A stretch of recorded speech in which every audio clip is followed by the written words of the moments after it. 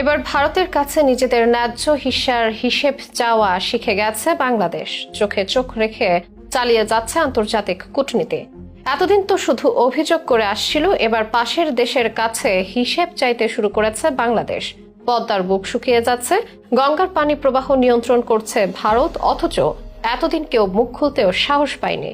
কিন্তু সময় বদলেছে, বাংলাদেশ এখন চোখে চোখ রেখে প্রশ্ন করতে শিখেছে। এবার যেন ভারতকে হিসেব দিতেই হবে। ফারাক্কা বাঁধের কারণে বাংলাদেশের নদীগুলো মরুভূমিতে পরিণত হচ্ছে, আবাদি জমি শুকিয়ে যাচ্ছে, আমাদের ন্যায্য অধিকার কেড়ে নিচ্ছে ভারত। 2026 সালে শেষ হতে যাচ্ছে গঙ্গা পানি চুক্তির মেয়াদ। এবার কি বাংলাদেশ ন্যায্য হিস্যা পাবে, নাকি প্রতারিত হবে আগের মতোই? এক্ষেত্রে কি উদ্যোগ নিতে যাচ্ছে বাংলাদেশ, কি কি প্রশ্নের সম্মুখীন হচ্ছে ভারত, সবকিছুর বিশ্লেষণ নিয়ে থাকছে আজকের এই বিশেষ প্রতিবেদন।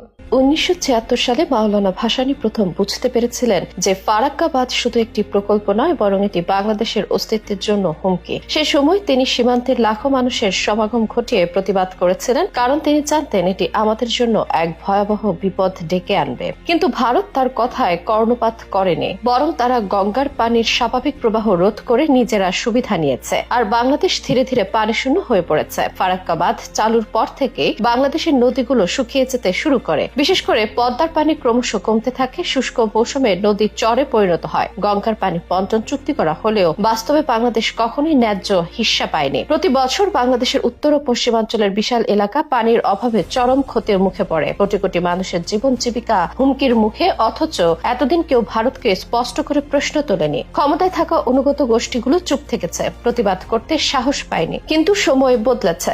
5 আগস্টের পর থেকে বাংলাদেশ বুঝে গেছে, অধিকার চাইতে গেলে চোখে চোখ রেখে কথা বলতে হয়। 2026 সাল শেষ হতে যাচ্ছে গঙ্গা পদ্মা পানি বন্টন চুক্তি। এবার কি বাংলাদেশ ন্যায্য হিস্যা পাবে, নাকি আবারও হবে প্রতিবেশীর দ্বারা প্রতারিত? এ নিয়ে বাংলাদেশ সরকারের উচ্চ পর্যায়ে বিশেষজ্ঞরা ভারতের সঙ্গে আলোচনায় নেমেছেন। বর্তমানে বাংলাদেশের বিশেষজ্ঞ দল কলকাতায় রয়েছে, যেখানে তারা গঙ্গার পানি প্রবাহ পরিসংখ্যান পরীক্ষা নিরীক্ষা করছে। ভারতের সঙ্গে আসন্ন বৈঠকে তারা দৃঢ় অবস্থান নিয়ে আলোচনা করবে বলেও জানা গেছে। ভারতের সঙ্গে পানির হিস্যা নিয়ে এবার বাংলাদেশ আর কোনো ছাড় দিতে রাজি নয়। এবার যদি বাংলাদেশে তার ন্যায্য অধিকার না পায়, তাহলে যাবে আন্তর্জাতিক আদালতে। আন্তর্জাতিক আইন বিশেষজ্ঞদের মতে পানি বন্টনে জাতিসংঘের নীতিমালার ভিত্তিতে বাংলাদেশ তার অধিকার প্রতিষ্ঠা করতে পারবে। তাই এবার ভারতকে হিসেব দিতেই হবে, এমনকি বলেছেন বিশ্লেষকেরা। বিজ্ঞানীরা বলছেন ফারাক্কা বাঁধের কারণে শুধু পদ্মা নয়, বাংলাদেশে 54টি অভিন্ন নদীর প্রবাহ বাধাগ্রস্ত হয়েছে।